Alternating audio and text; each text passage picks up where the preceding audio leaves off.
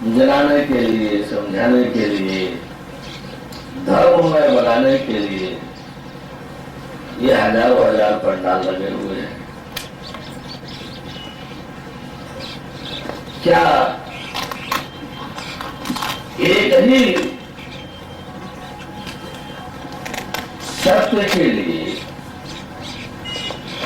भिन्न भिन्न विधानों को लेकर के, भिन्न भिन्न प्रकारों को लेकर के इतने प्रकार के पंडालों की आवश्यकता है? ऐसा कुछ नहीं था। एक सरकार इतने विशालकाय देश को चला रही है, एक भगवान संपूर्ण ब्रह्मांडों को चला रहा है। वास्तव में हम लोग सत्य धर्म वाले हों तो निसंदेह एक ही पंडाल के शाखाएं होती, पंडाल से होते, सब बहुत पंडाल होते, लेकिन एक ही सत्य का जो वास्तव में सच्चा धर्म होता है उसी का संदेश जाता, लोगों को भ्रमित होने की बात ही नहीं होती। आज हजारों पंडाल देख करके, अनेक प्रकार की गतिविधियां देख करके, क्रियाकलाप देख करके, अनेक प्रकार के विधानों को देख करके कम से कम जो छोटे मोटे जिज्ञासु हैं तो भ्रम भटक जाते ही है। मध्यम कोटि के जिज्ञासु भी भ्रम भटक जाते हैं, जिनमें बहुत बड़ी श्रद्धा होगी, जिनमें बहुत बड़ी जिज्ञासा होगी, बहुत बड़ी श्रद्धा होगी, जो शास्त्रों को थोड़ा सा अध्ययन विधान से भी, शास्त्रों के अध्ययन विधान से भी गुजरते रहे होंगे, शायद वे कुछ जांच परख कर रहे हैं। क्या जांचेंगे धर्म के विषय में? कुछ जानकारी ही नहीं है। विधान बिल्कुल उल्टा है। कर्म क्षेत्र का कर्म और भोग भोजन सर्वोजन जो बंधुजन है वो दे देने लगे, बड़ा तरस आता है। एक अपने मिथ्या महत्वाकांक्षा को बनाए रखने के लिए हजारों लाखों के जीवन को बर्बाद कर दिया जाता है। मेरी महत्वाकांक्षा की पूर्ति हो गई, बस धर्म को ला करके इतने में ही सिमट कर रख दिया। धर्म को मात्र अपनी मिथ्या महत्वाकांक्षा की पूर्ति में ही ला करके सिमट दिया गया। लाखों जो आत्मयात्री हैं उनकी जिज्ञासाएं हैं धर्म जानने की, जीव से परमेश्वर को जानने की, देखने की। धर्म क्या होता है जानने की जिज्ञासाएं हैं, श्रद्धा भी है, लेकिन हमारे तथाकथित भोजन वृंद अपना बनाए रखने के लिए कि वे मेरे बने राजा बहुमा भटका करके दोनों शोषण करना शुरू कर दिए। धर्म पवित्रतम विधान है। धर्म को अलग से हमारे आपके जीवन से अलग हट करके कोई अन्य विधान नहीं है। धर्म हमारा आप सभी का एक सच्चा जीवन विधान है, सर्वोत्तम जीवन विधान का नाम है दोष रहित सत्य प्रधान मुक्ति और अमरता से युक्त जो सर्वोत्तम जीवन विधान होता है, वास्तव में धर्म उसी का नाम है। जानने में लोगों को संतोष लगता है, हम गुरु जी हैं, अब हम जाए जानने के लिए तो हमारे शिष्य समाज क्या कहेगा? अरे क्या कहेगा? चाहे जो कुछ भी और खासी रहेगा। ऋषि महर्षि सौनक के विश्वायतन में पढ़ते थे, लेकिन कोई अभिमान गुमान नहीं था। वो भी हाथ में संधा लेकर के और अंग्रेज के यहाँ उपदेश के लिए गए थे। आप सभी को इस बात को थोड़ा सा जानना चाहिए, समझना चाहिए। पहले तो हम केवल गुरु जी लोगों को दोष देते थे, क्यों लोगों को जनमानस को भरमाना भटकाना चाहिए, सच्ची राह दिखानी चाहिए। जो उनके पास अच्छी बातें हो जलाते हुए, जो जानकारी के बाहर है, जो नहीं जानते हैं, उसके लिए उनको कहना चाहिए भैया मुझे तो इतनी जानकारी है, इसलिए आगे यदि आप कुछ जानना चाहते हैं तो आगे बढ़िए।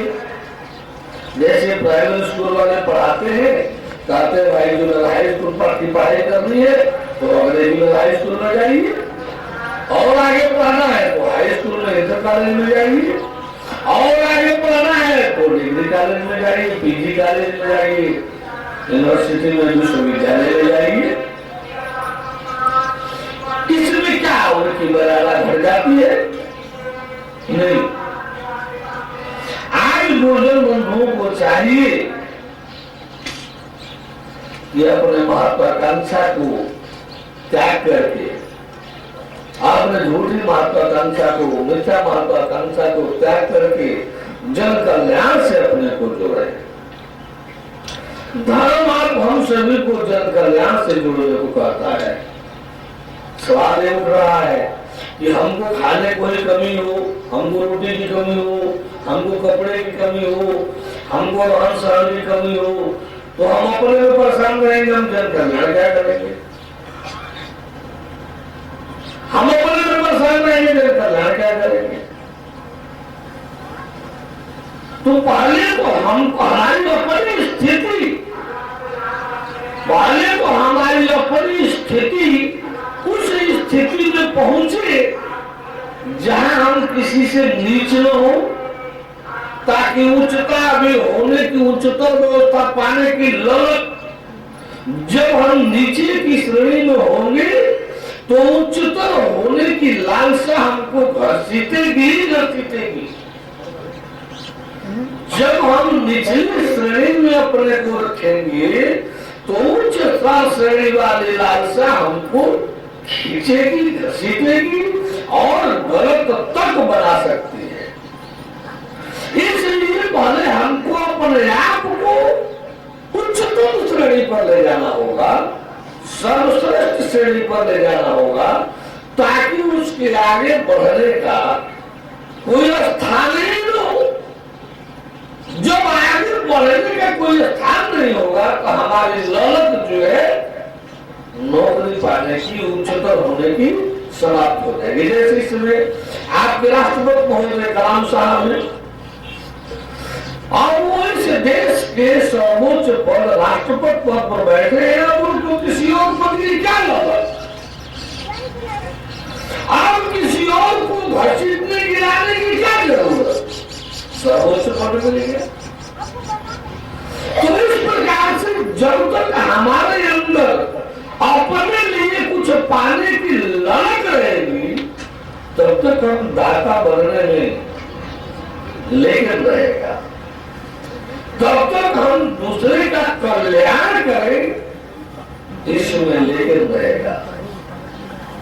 पहले हमको अपने आप को इतना उठा करके ऐसे स्थान पर स्थापित करना होगा जिसके आगे कोई स्थान ही न हो। अपने आप को ऐसे भरा पूरा बनाना होगा जहां पर कोई कमी हो ही नहीं, दिखलाई न दे, ताकि हमको गलत होने का मौका, आवश्यक गलत होने की आवश्यकता ही न पड़े। गलत होने के मौका को की तलाश ही न आ जाए। और वो उपलब्धि है परमेश्वर की प्राप्ति में, सर्वोच्चता की प्राप्ति परमेश्वर की प्राप्ति में दिखलाई देती है। संपूर्णत्व की प्राप्ति परमेश्वर की प्राप्ति में दिखलाई देती है। ये दिखलाई देता है कि अब इससे अलग कुछ पाने को शेष नहीं रह गया। आप गीता अध्याय 7 का श्लोक 2 उठाइए। भगवान कृष्ण ने कहा है कि हे अर्जुन, ज्ञानम तेहम सर्वविज्ञानम इदं वक्ष्यामि अशेषतः। हे अर्जुन, तुझे इस ज्ञान को हे अर्जुन, तुझे इस ज्ञान को यानी तत्व ज्ञान को विज्ञान सहित ऐसा जनाऊंगा, ऐसा बताऊंगा, जिसे जान लेने के बाद कुछ भी जानना शेष नहीं रह जाता।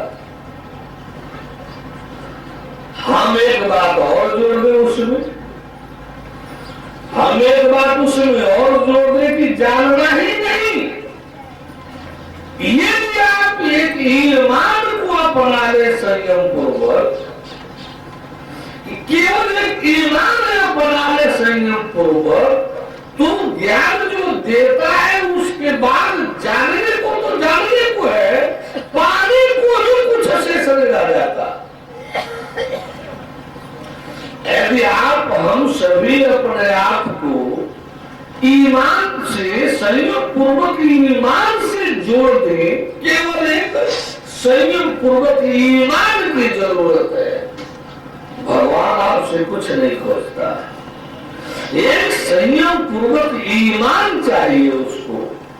आप अपने आप को संयम पूर्वक ईमान से जोड़ दीजिए। आप ब्रह्मांड में धरती मात्र तक नहीं, ब्रह्मांड नाम की जो भी जानकारियां आपके ग्रंथों में है, ब्रह्मांड नाम की, सृष्टि नाम की जो भी जानकारियां आपके ग्रंथों में है, इस सृष्टि की, संपूर्ण ब्रह्मांडों की सारी उपलब्धियां, श्रेष्ठतम उपलब्धियां हासिल कर लीजिए, सर्वोच्च उपलब्धि हासिल कर लीजिए। लेकिन ईमान और संयम के साथ, संयम पूर्वक एक ईमान की आवश्यकता है, ताकि भगवान पाकर के आप बेईमान न कहलाएं। भगवान पाने के बाद यदि बेईमान ही रह जाएंगे तो वो लाभ आपको नहीं मिल पाएगा। बिजली वायरिंग हो गई घर में, जिधर से तार आ रहा है उसमें कार्बन लग गया। कार्बन कौन बड़ी चीज है? कोई बड़ी चीज नहीं है, लेकिन बिजली कनेक्शन ही रोक देगा, बिजली का लाभ नहीं मिलेगा। सब वायरिंग है, लाइन भी है, लेकिन कार्बन यदि लग जाए तार में तो बिजली का कोई लाभ आपको नहीं मिलेगा। ईमान आपको उस कार्बन को साफ कर देता है। किस लिए हमको झूठ बोलना है? किस लिए हमको छल-कपट करना है? किस बात को लेकर के? यदि संयम पूर्वक एक ईमान को अपना लेने से हमको सर्वोच्चता की उपलब्धि हो जाए, संपूर्णत्व की उपलब्धि हो जाए, फिर हमको झूठ की जरूरत, बेईमान होने की जरूरत, भ्रष्ट होने की जरूरत, ये सब जरूरत तभी पड़ेगी, इनकी आवश्यकताएं तभी होगी जब हमारे ईमान में किसी भी प्रकार का खोट होगा। कोई ऐसा नहीं है जिससे कहा जाएगा आप बेईमान बनना चाहते हैं